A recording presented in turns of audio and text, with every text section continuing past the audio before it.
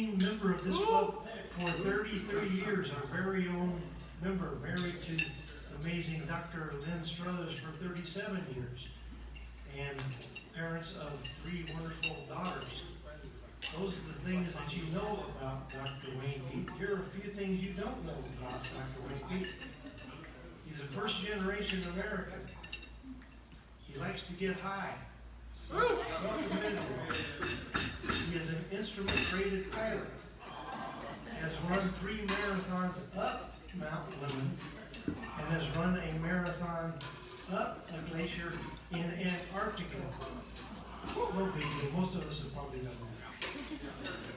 Wayne's education began as an underground miner, which lasted until the miners went on strike, and his father said, well, you may as well go to college now.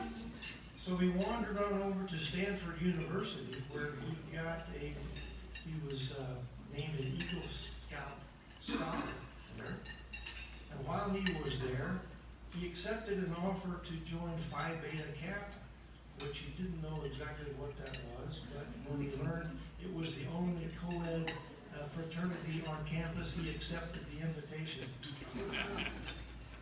He then found himself at Dartmouth Medical School, and he only spent 3 years there because he said he was too cheap to pay for the 4th year.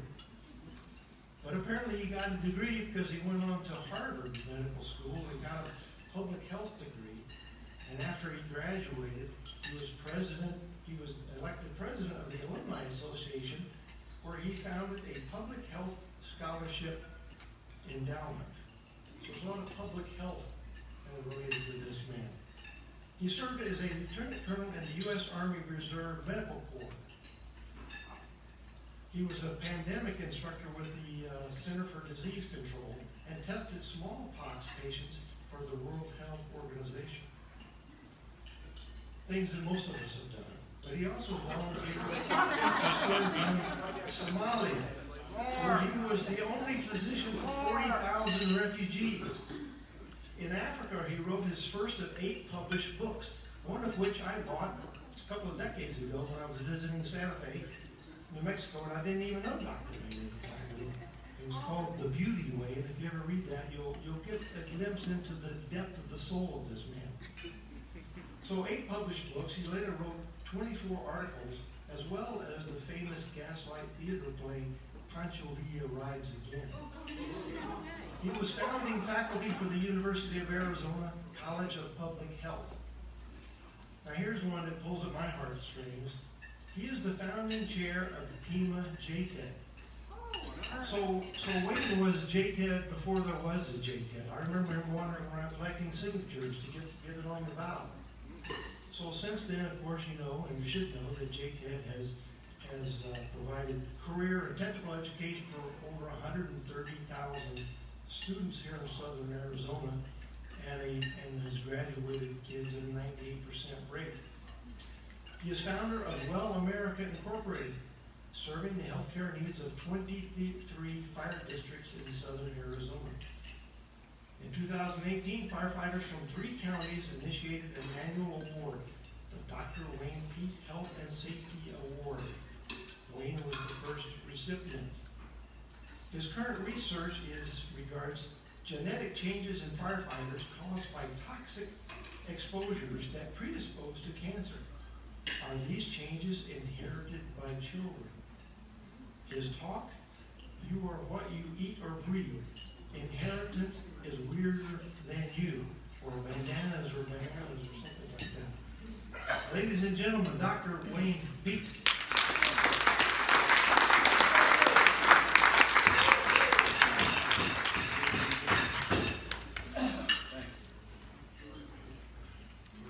Well, I always tell this one, being in JTED, I get to go to a lot of schools, and so this little girl came up to me. She was about 6, and she says, "You're really old, aren't you?"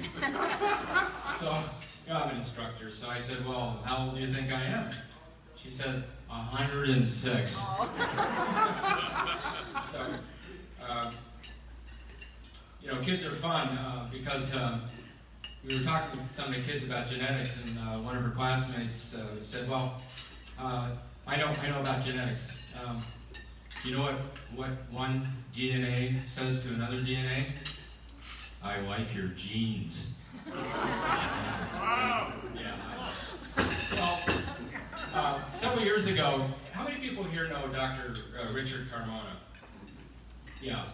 So, Rich Carmona, Spanish Harlem, homeless for a while, Special Forces medic, Green Beret, comes up to me one day and says, you should work with firefighters.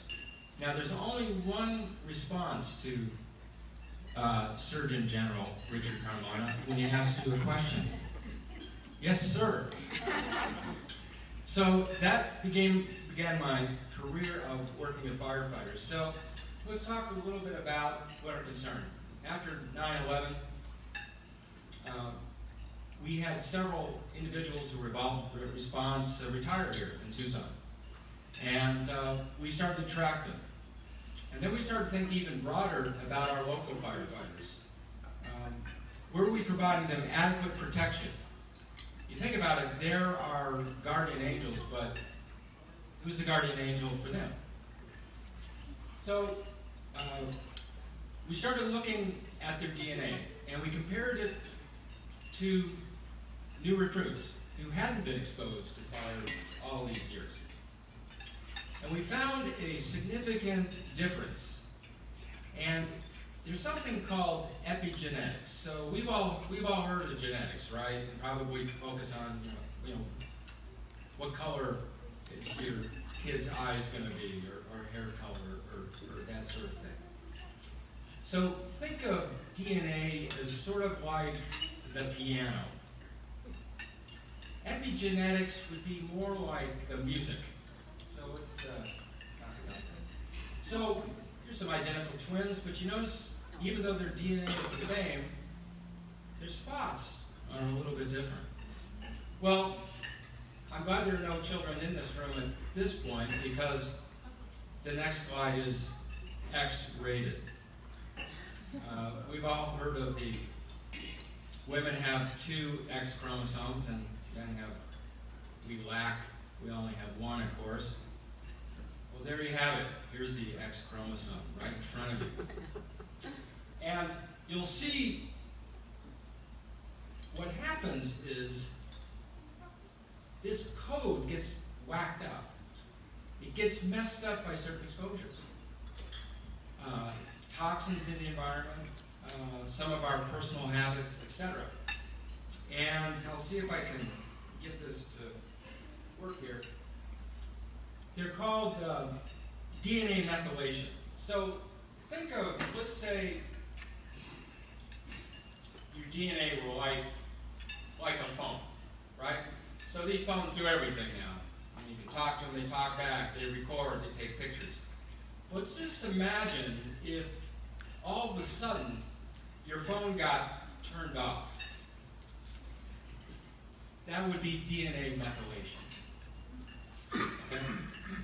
So, just to visualize it, you'll see right here, this works, that works.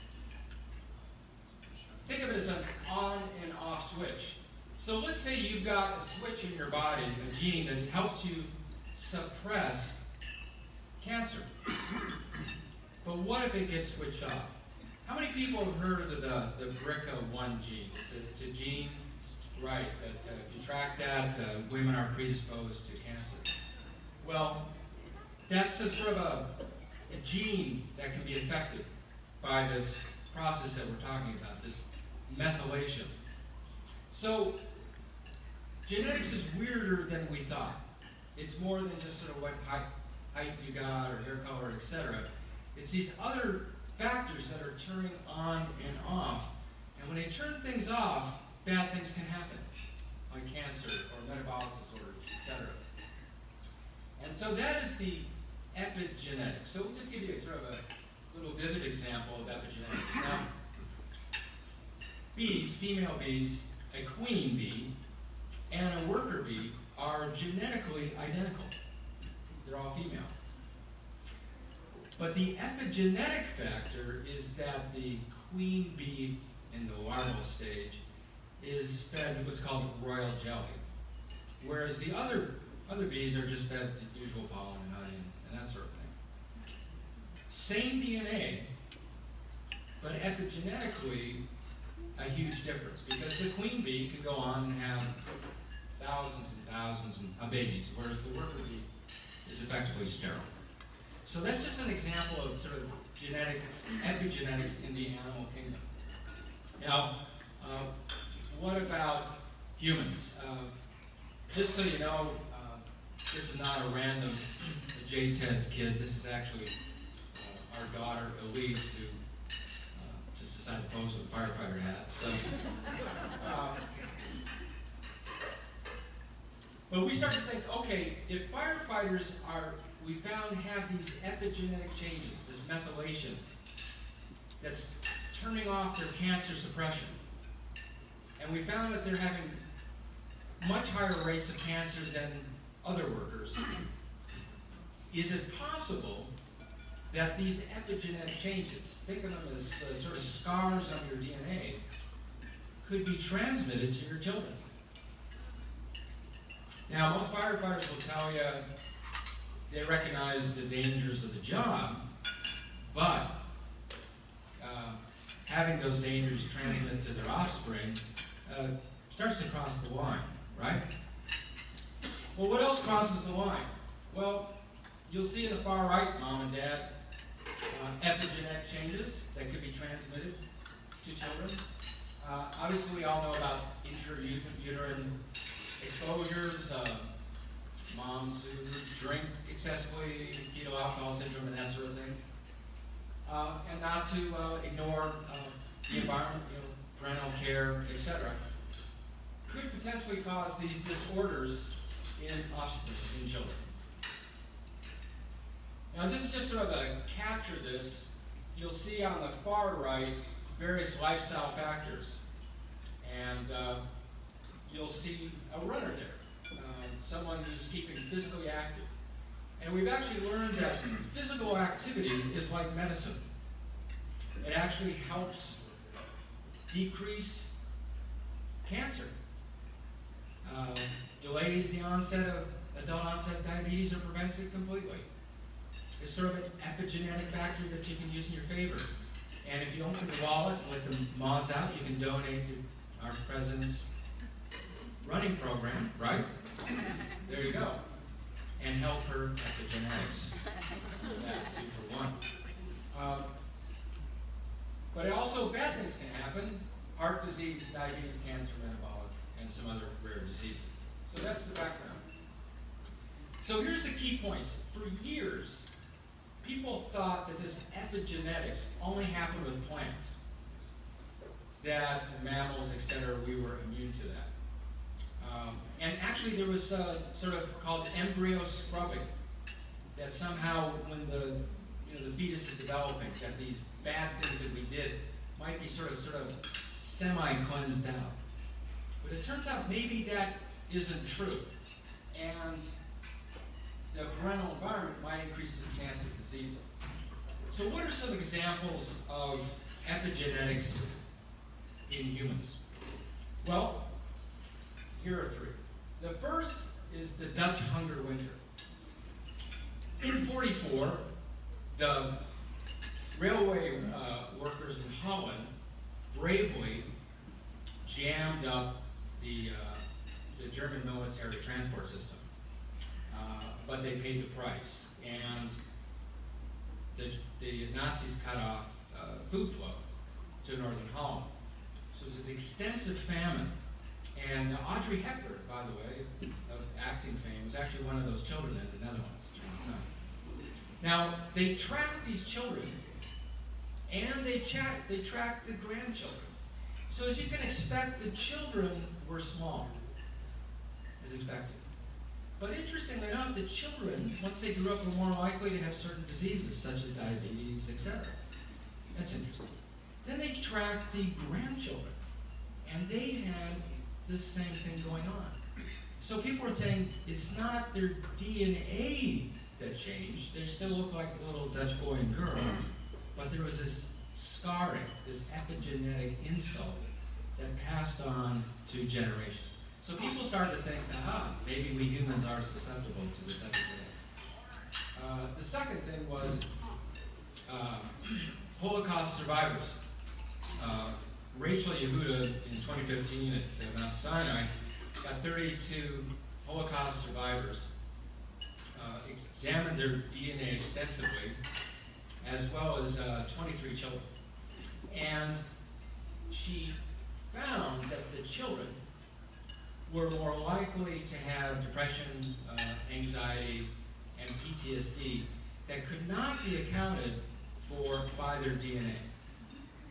So that this epigenetic attack of being in a concentration camp was actually transmitted down the generations. Okay. Now, what about locally?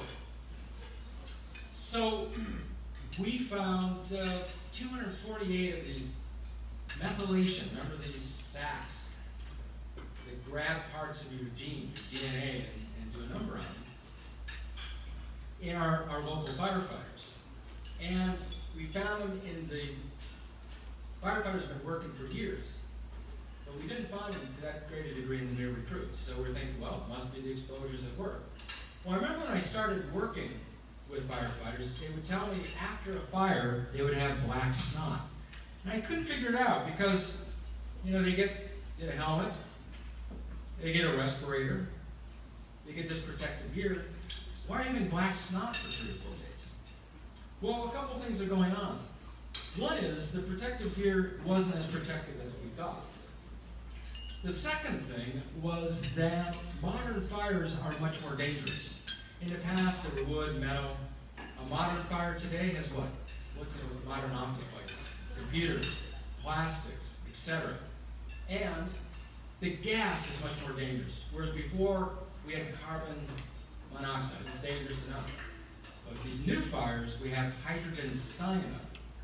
And it's much more dangerous. And it can have more effects on the human body. Another epigenetic scar. So we worked with Honeywell to revise the hood and some of the protection, as well as some of the protective practices. So if you've ever you saw a picture of the firehouse. That one was spotless. But after a fire, I've been in one, they come back, the firefighters would just be covered with combustion products. It would be, unfortunately, in the living area, et cetera, et cetera. And you can imagine, you live in a firehouse, you eat in a firehouse, you start to breathe this stuff. So, let me just skip forward here. I'm missing a slide here. Anyhow, so we changed the hoods. We also, see if I can, you'll see that arrow, it points to, this is actually a fire hose on a firefighter. Because let's get this stuff off them as quick as we can before they absorb it in their skin and breathe it. Okay? And it also includes some practices within the cleaning, etc. Let me go back just a second here. Now, Dickie Jake said, could you mention the Bighorn fire? So I will. Now, wildland firefighters don't have their respirators and the other gear. What do they have? Bandanas. And as one of them told me, bandanas are bananas. Because they actually offer no protection. And frankly, when they get wet with sweat and they're warm, they're a breeding ground for viruses. Not a good idea, right? So there are some new techniques. You'll see the one on the left. It's wearable, and it's been a huge improvement on the past. So let's just wrap up here. So what about prevention? Well, as Dr. Carmona said, start taking care of these guys. So we started doing annual evaluations, doing more extensive cancer screening, early identification. You establish something, you find something at stage 1 of a cancer, it's a whole lot easier to treat than at stage 4. The second is what's called a liquid biopsy. So we got the blood from the firefighters, we found these methylation groups, right? Well, the private industry has come up with an advanced technique where we might be able to get your blood and analyze it literally for the thousands of methylation groups, many of which can cause cancer. And if we can identify those early, we can intervene and hopefully prevent you from getting seriously ill. What about gene editing? You may have heard of CRISPR. Think of it as a genetic scissors. Cuts out the bad part and puts in a good part. So here's an example. Victoria Gray, sickle cell anemia. Affects 1 out of every 365 African Americans. And it can be devastating and life-shortening. She had CRISPR. They actually took part of her bone marrow, edited the gene, put it back in her, and now her bone marrow is creating what's called fetal hemoglobin, which is the good hemoglobin, as opposed to the sickle cell hemoglobin, which was causing problems. Now, cystic fibrosis. There are 6,000 inherited gene diseases in humans. They're all potentially candidates for CRISPR technology. It gets even more interesting in China. A scientist there, this is a Lulu and Nana, actually took embryos at about 3 days of existence, edited it so that they would not get HIV, and then implanted them in mom, and here they are. Now, there are some concerns about this. What if you miss the target? What if the edit is something that may be good for the person but not for society, for example? There's some concern about you could have a designer super soldier, for example. So, what I want to just portray to you, close with 3 things. One is genetics is weirder than we thought. Number 2 is there are some exciting things that can help address some of the potential damage, whether it's gene editing or join Jennifer Hoffman and run and get in shape, or better preventive practices for firefighters or other workers who are exposed to these chemicals. But really, I think this is I think of this as a Rotary message, because your DNA is not your destiny. What Rotary does is takes children, wherever they are, and helps them to learn how to read, or how to get a career. So, whatever your epigenetics are, or genetics may be, Rotary is there to make a difference. Yeah.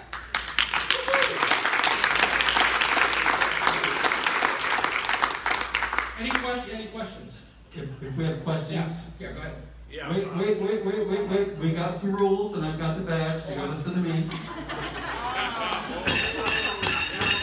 We've been asked by the virtual world, if you have a question, to come up here and ask the question so that they can see and hear the question. So, I just do what I'm told, so come on up. Gotta be quicker than that, Stu. No one said this was going to be easy. Get in front of the camera, Stu. Yeah, get the camera. Get Stu in front of the camera. There you go. How's my hair? I'll say this as a side. Going towards the title of this presentation, that bandanas are bananas, I read an article that bandanas are about as useless as nothing for the transmission of COVID. Do you have any take on which type of masks work best in any kind of order? Paper, disposable paper, or cloth, or 95s and so forth? That's all. Right, so the N95 and the number 95 is a percent, so it blocks out sort of 95% of what you might absorb, right? That's assuming that it fits well and is clean, is superior to the, what I would call the sort of surgical mask. The surgical mask basically sort of prevents me from getting you sick, but it doesn't do a very good job of you getting me sick. So the N95 is a much better barrier to protect me from getting sick. So N95, box up at 95%. But it's got to be clean, it's got to be dry, and it's got to be warm protected. Well, it cracks me up, as you'll see, and then often people and well, I won't go there. But anyhow, they'll their nose is hanging out the top, right? Yeah, great question.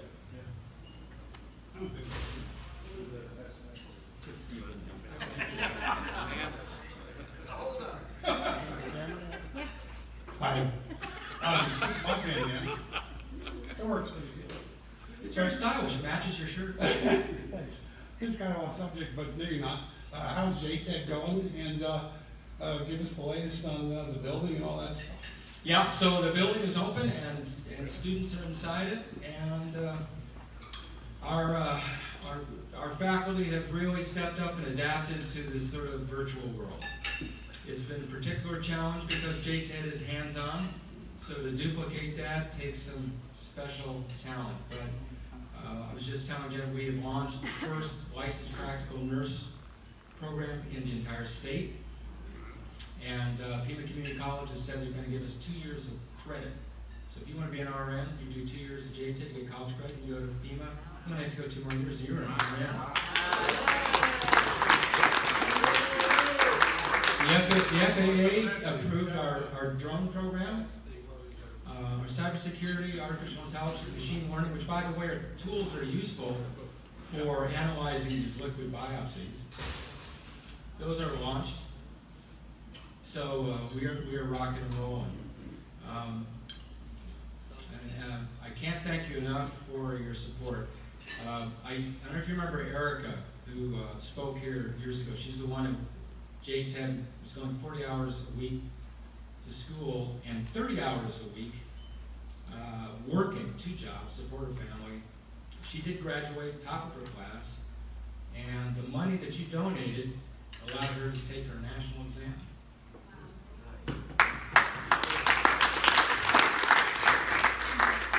And she is planning on being a paramedic, and she's out there saving lives. Thanks to you. We have time for one more question. So we're going to let you guys bid.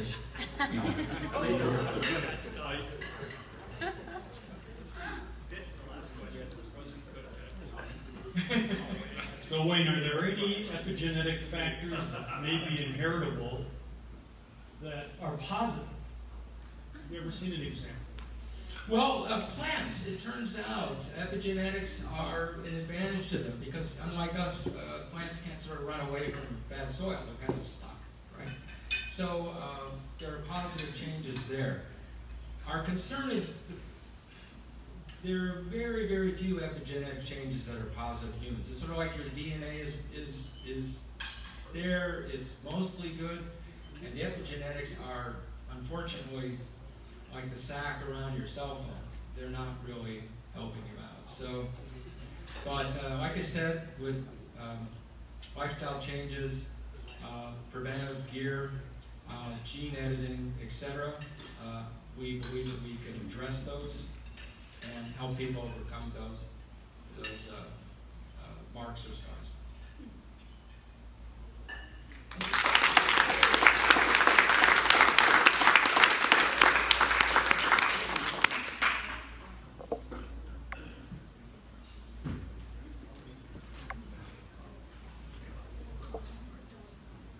That was fantastic. What incredible information.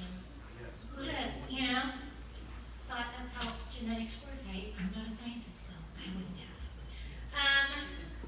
As you know, at the Rotary Club of Tucson, we have a tradition. We have all of our speakers sign a book, and we put it in the Make Way for Books library. Today's book is I Have an Idea. It's a good one. So I'm going to give this to you to sign in a moment, Wayne, and we'll put it in the library. We have a birthday in the house, you guys. Hugh Thompson is celebrating his birthday with us today. He's been a member since 1989, is a Yale graduate, an orthopedic surgeon, and is a past president of our club. I dug into Hugh's high profile and I found some information about him that was pretty interesting. One of his defining Rotary moments was, I'm going to probably slaughter the name of this city, state, I don't even know, but it's Vladivostok? A lot of stuff. Okay. Anyways, it's in Russia, or it was in the USSR at the time, and he was on a medical mission in which they brought an 11-year-old back with a cranial issue, and he actually helped her cure that mission. Pretty cool.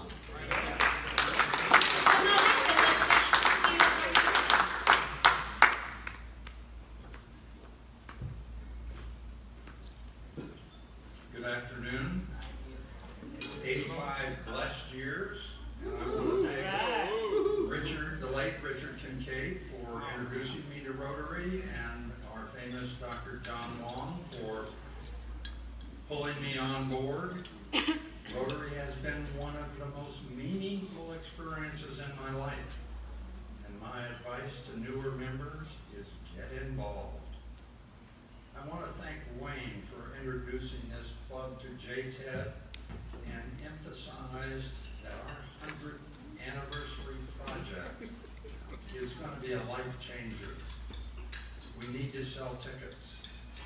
My personal experience is that both my daughter and one of my granddaughters took the 2 years of JTED as they were in high school. When they graduated, they were job ready and self-confident. They were financially independent as they went into college. More importantly, they had learned time management, that hard work pays off and is empowering. They are captains of their ship and have the self-image to match. 98% of TED students graduate with this wonderful self-worth and ready to hit life, well-trained. Please put extra effort into selling your tickets. You will change lives. Thank you.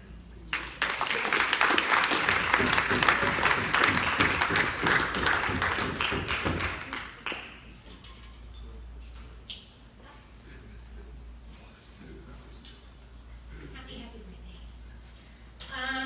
Let's see here. It's Paul Harris presentation time. Woo woo!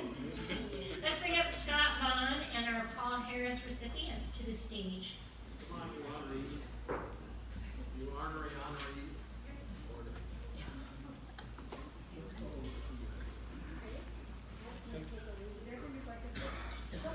Here, Scott, I can move this back and you.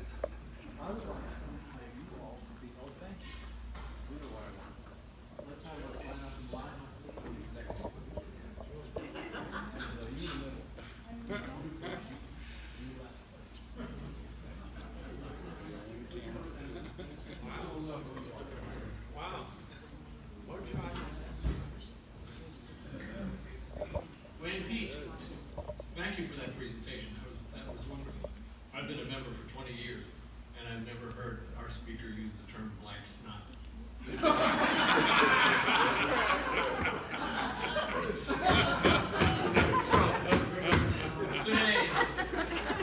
Today we come closer to a world of peace and understanding through these Paul Harris Fellows. By the way, those are the words of Charlotte Harris. She wrote that. And I thank you, Charlotte, for being the driver of this great project. Donations to the Rotary Foundation, like the ones made by these members, mean more than clean water, less disease, greater hope for a peaceful world. Our recipients, an honor student, basketball was his sport in both elementary and high school. Jerry was also a Cub Scout and a Boy Scout, not a surprise. and he earned a high school academic scholarship to the Christian Brothers Academy, where he did compete in basketball, but also football as a tackle, and on the track team doing discus. His undergrad degree was in electrical engineering, remember that, from the University of Rochester, and followed by a Master's of Science, also in EE, from University of Massachusetts in Amherst. Jerry and Barbara were married just 25 years ago. Barbara is a special ed teacher where they live in Lynchburg, Virginia. I wonder if Jerry's watching right now. Hi, Jerry. Hi, Jerry. Glad to see you, buddy. Jerry is now remember this from his training. Jerry is a radio frequency hardware engineer, right? And you would expect that. They have 6 adult children, 3 of each gender. They range in age of 21 to 34. So you don't get their names. Jerry's a volunteer like his Arizona brother, and he enjoys and supports Little League Baseball, youth soccer, as a coach, umpire, and referee. Joe, you have Jerry's certificate, you have his pin, and thank you for honoring your brother, Jerry.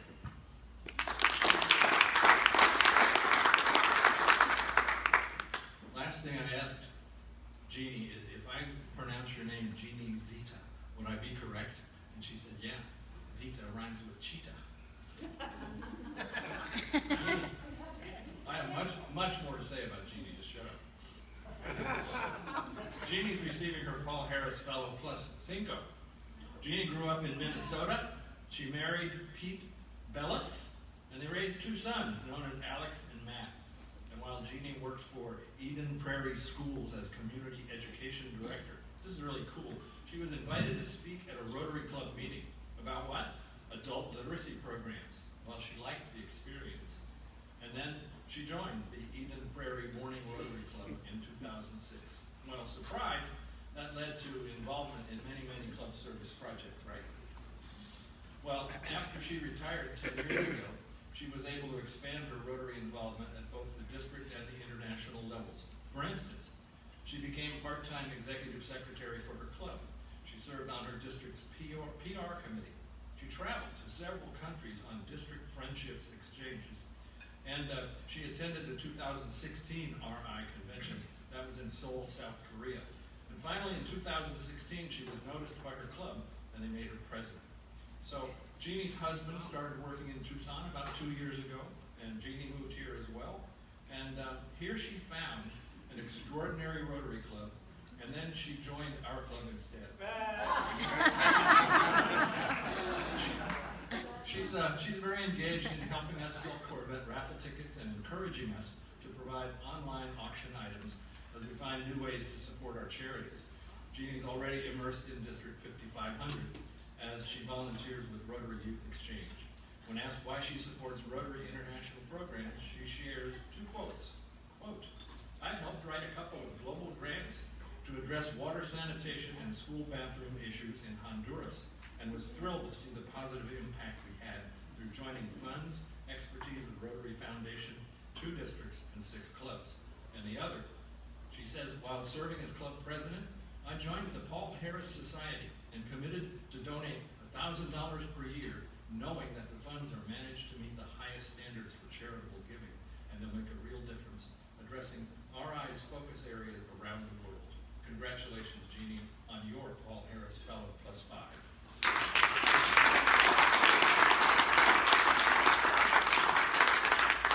My man, Bobby Larson, receiving his Paul Harris Fellow +5. And Bobby hails from the middle of the Corn Belt, Paxton, Illinois. He comes from a very athletic family. His brother Pete played running back for the Washington football team of the NFL back when Sonny Jurgensen was their QB.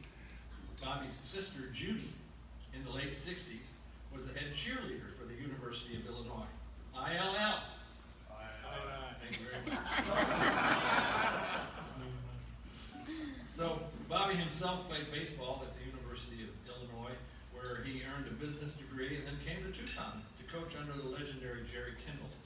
He earned a master's in education at the same time and then returned to University of Illinois again to coach and earned a second master's in education. And then he returned to Tucson for he was appointed by the Catalina Foothills High School to be its first athletic director and football coach. Bobby continued in various levels of athletic programs here in Tucson until 2005, and he and a business partner then formed Innovative Senior Living. They develop and operate assisted living and memory care neighborhoods in and around Tucson. Bobby has two children. Yes, son Spencer, 27, and daughter KJ, 25, are his two children. Spencer is a welder, I didn't make that up, in Minneapolis, and he will be getting married to, is it Kylia?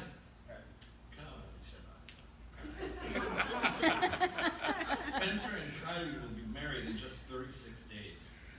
And KJ is now the new business development chair at South High School in Denver, Colorado. But here's the big news. Get ready. Bobby recently, 33 days ago, married Tracy. What?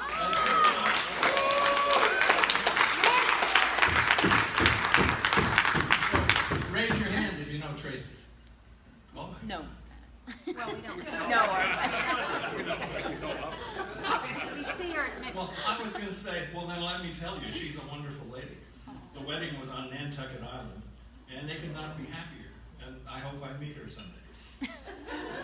So, when asked why he supports Rotary International programs, Bobby says, Rotary has given me the opportunity to help others both in the USA and internationally, while at the same time having the opportunity to meet new people, make great friends. It has impacted my life so positively that daughter KJ now plans to join a young Rotary club in Denver this fall.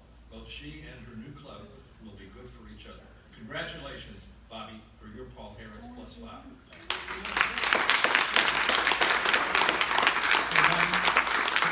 Don't go far. Come back here. Come back. You know, it's our tradition to heap on a richness of extra recognition in the form of some very expensive and hard to find gifts. So, Joe.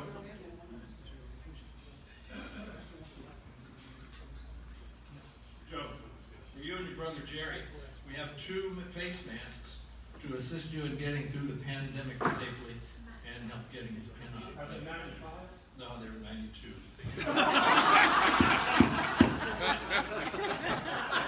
Story of my life. You may sit. So, that was Joe, right, for Jerry. Jeannie, since you're a relative newcomer to Arizona and our highways, you win a brand new car! Yay! Oh, I was wrong. It's a milepost travel guide, and it has 15 motor tours through Arizona's most traveled street. Mile 220, for instance. I forgot what it is, but it's marked. You'll know. All right, you'll enjoy the aqueduct. and thank you again for your Paul Harris Fellowship. So, Bobby, oh, you're gonna like this. Wedding present. Let me describe this. So, it's an alumni pin from the U of A College of Education, and a little bouquet of flowers to take home to your bride, Tracy. Now let's hear it for these Paul I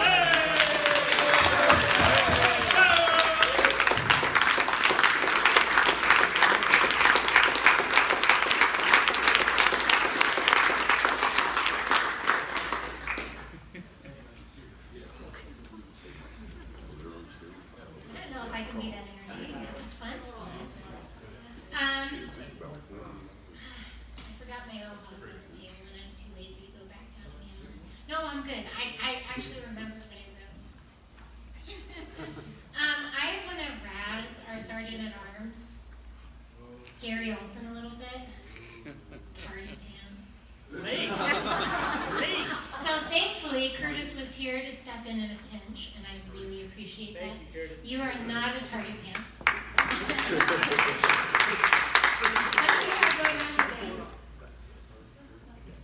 We've got a few announcements today. So if you have announcements, come on up. We want to make sure you're here for the virtual world. So Jeannie and Cindy, come on up, both of you right now. Please. Do you want to be out in front? Or do you want to be up top? Let's be on the front. Cindy Barbie? Car show minute? Here we go. Thank you. How many type A personalities do we have here?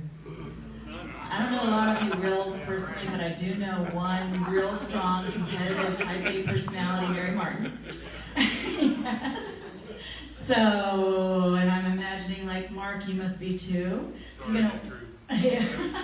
So you guys want to pay attention to this. This is for those of you and those that aren't, that really want to sell a lot of tickets. Okay, a lot of raffle tickets. And you're used to going out to the events with Roger and selling all those raffle tickets. So, we've done something for you. Is somebody operating PowerPoint for us? Okay, so you want to write this down, put it to memory. You've also received it in your email. And it's it's a website where you can go directly. It's Tucson Classics with an S, carshow.com/email/. Once you enter that into into the web browser, you'll get this website right here. Now you can't get it by going to our car show website. It's hidden. The only way you can get it is by entering this into the URL browser. Okay? If you put your name in there and your email address, and then enter all the email addresses that you want to send invitations to for people to buy raffle tickets to, you'll get an email back that says to you, and I entered my one email address, but I'll enter many, many more and have, and you just put a comma, in that box earlier, and you'll say, congratulations, you entered all these email addresses, and they're going to get an email that looks like this, and it says from me, or it'll say from you, and it's an email that actually Candy Baxter had initiated that she sent out, and I had Madden Media put it together and format it, so it's formatted so that it looks cool on a cell phone, if they open it in a cell phone, it looks cool in the laptop, it looks cool on a desktop, and it opens up. This is the beginning. Oh, by the way, do you recognize who's in the front seat of this beautiful 2007 Corvette that we're giving away? Yeah, and her husband, Sean, went out, took some pictures. They're in the car, and there's more text below it. Talks about our car show being canceled, but we still have the raffle going on, and the other prizes that we're giving away. It says, how do you buy them? You can order your tickets or donate, push on the button, and it thanks them for reading the letter and for participating. And once again, gives your name. Now, once they push on the button, they go to our website, and they can enter their name, says how many tickets they want to buy, do they want to just donate, do they want to pay with a card or not, and it automatically populates the person's name that sent them the email. So it's all done for you. Yeah. So you get credit for it. And we've already had people take advantage of this. So it's all done. So for those of you that are type A, those of you who are not, you want to really get some of those tickets sold. We have people that are already approaching more ticket sales than they have ever sold by using this method. So please do get on it. Cliff sent you an email earlier this week. You've received it, so you can just click on the link that he sent you, or the one that you just wrote down. Tucson Classics Car Show. Yes, Barry? I have a quick question. Uh-huh. So I love this. This is brilliant. But when I send it in typical years, I blind copy all my people for my contacts and it populates it. On this one, I couldn't tell because it was distance. Can you just put one at a time, or can you? No, you put a comma. You put your email address, comma, space, and then email address. Is it blind copy, or does it show everybody's email? It'll go to one at a time. But you can enter them all at once. I mean, you have to copy and paste or hand print them all. But when it sends it out, they will only see their email. Okay, so they won't see everybody else. No. Okay. No. Very good. And the email address it comes from, it'll show it comes from a Rotary email address. Oh. Yeah. What if they would open it as readily as if it comes from me? Well, but the subject line will say from Mary Martin. Okay. Okay? I like it. Excellent. Yeah, yes. Can you write your own letter? to your friend. In this format, you cannot. This is set up so that it'll go directly to our website so they can make the purchase and it'll populate so that you'll get the credit for the sale. But you're welcome to send your own emails. This is just dummy easy. Yeah. So that, I like it. yeah. Can you show the address again? You'll put it. Okay, yes. Next slide, the last slide. Right there, write it down. Okay? So hopefully this will really help make it easy for everybody. Those who are watching online, it's very simple. If you have any questions, you can call me. My number is 240-6303. It's 520 area code, 240-6303. Very easy to figure out. The other thing we've got for ticket sales, a lot of you still want to, meet and have a cocktail with your friends or, send some tickets in the mail. We have the tickets you've gotten in the mail already, but you want to remind people that the show's been canceled so that they don't show up at the event on the 17th. So we have stickers you can stick right over this part of the ticket, like this. I don't know if you can see from this far away, I've done this. But there's sheets of tickets, or stickers, over on that far table over there, and you can pick them up later on at the Rotary office too. You can make arrangements with Dorina and find out when she's going to be there. Or find out from one of the ticket chairs, which would be Joe, Roger, or Bob. And you can get the stickers and just stick it right over this white part right here. And it tells everybody that the show's been canceled, but the raffle's going on. Here are the tickets, or the other prizes that are being awarded. And of course, the proceeds go to JTED and They Wait for Books. Any questions about that? Good job. And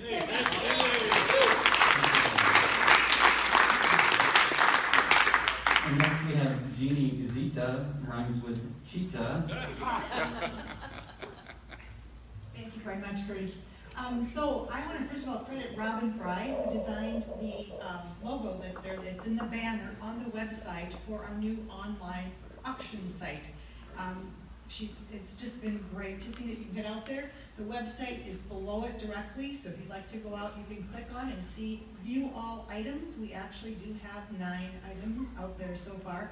You can't bid on them yet because they're not going to be live until September 16th. But in the meantime, we need you to help us get items, whether you personally could donate them by yourself or from your company, or whether you go and ask other companies or associations that you're affiliated with. We would really appreciate your help in getting items. Some of the best things could be gift certificates, because this auction is going to happen nationwide. Once we link it with the Bidding for Good website, we will have the potential to get bidders from across the country. So if you happen to be in a company that has other locations and a gift certificate you give could be used at those locations as well, please let me know in the listing. If it really needs to be redeemed at your location, that's perfectly fine. We just want to be clear with that. I will try to keep updating you on some of the things when sending reminders, some of the things that got donated. I'm very excited to say that Steve Pickering yesterday alerted us that he will donate what was going to be the Classics Club prize in their raffle. It's a 3-night stay at the Adrift Hotel in Long Beach, Washington, with a dinner at, I believe it's including the dinner at the award-winning hotel restaurant called Pickled Fish. But that will be in our auction now. And Dan Cohn donated a beautiful turquoise inlaid mesquite sofa table that is listed. And he actually did the listing himself, as did Lynn Duval, with the 1-week, 1-bedroom suite stay at Paradise Village in Puerto Vallarta. She got her listing out there on her own. So you could go to that location, and there's a little button you see off to the right that says donate items. You go to that site, you click donate items, you can actually go in there directly and put in your item that you would like to list with the description and the images. And if it's from a company, put in your logo, because it will, when people click on it, your logo will take them to your website to learn more about your business. So it's a good marketing thing. We also had Arnie Jacobson offer some money that we can buy some items, which we don't want to buy at full price. And I wouldn't advise any of you to buy items at full price for the auction, because it's difficult to get 100%. But if you can get a really good discount price on something and want to buy something to put in it, That's perfectly acceptable. I also want to remind you, we did send yesterday the donation request letter and the form to fill out, so that you could take that and email it off to others or mail it to people. And there are extras at the check-in table if you want to grab some paper copies on your way out. And we hope that actually you take it with you when you're going places, like I plan to take them to the restaurant where I'm getting some takeout food tonight. I'm going to be taking it to Barrio Bread to see when I'm buying bread, if they donate something. And just let me know some of the other places you're contacting so that if others are wondering, has anybody approached them, I will be keeping a master list of that.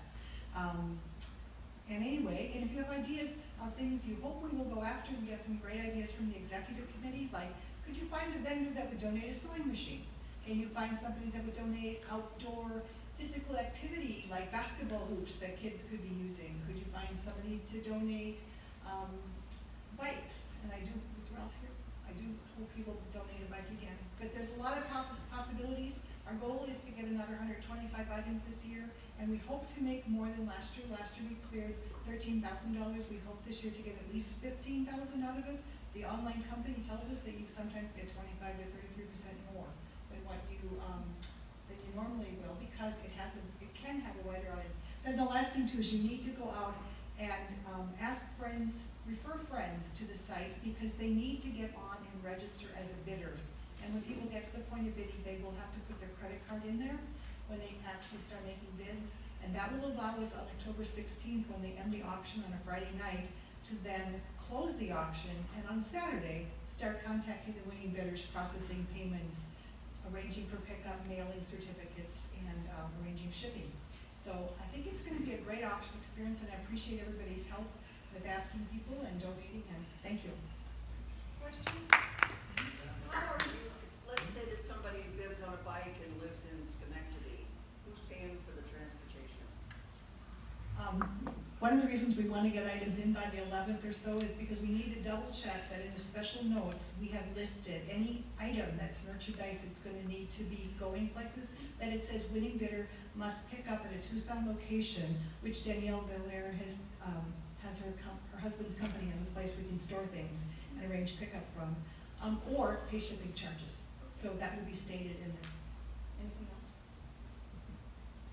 One question, do I have to ask Mark Urban's permission to donate a happy hour with Mark Urban before I put the items on there?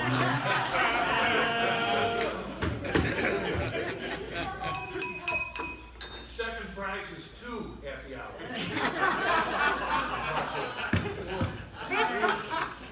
Well, wrap things up here. Thank you so much to the Car Show Executive Committee and everybody who's putting forth the effort. It's going to be a tremendous success as long as we all work together. I want to thank everybody for coming today. I hope you enjoyed the meeting. Congratulations to our Paul Harris recipients, Jerry Danishevsky, Jeannie, and Bobby. Happy birthday, Hugh. Next week's meeting is Robert Brown. He's with Too Simple. I actually saw one of those trucks on the road the other day, but I was driving, so I couldn't really check it out in the interest of keeping everyone around me safe. And so now, this week, be proud of me, I remember my class. Okay, please rise, and we'll have our toast. All right, here's to the men and women who are the first to take action on others' behalf, knowing the danger they face, but going out to greet it anyway, selflessly sacrificing for our safety and well-being. You're here. All right, guys, remember to mask up and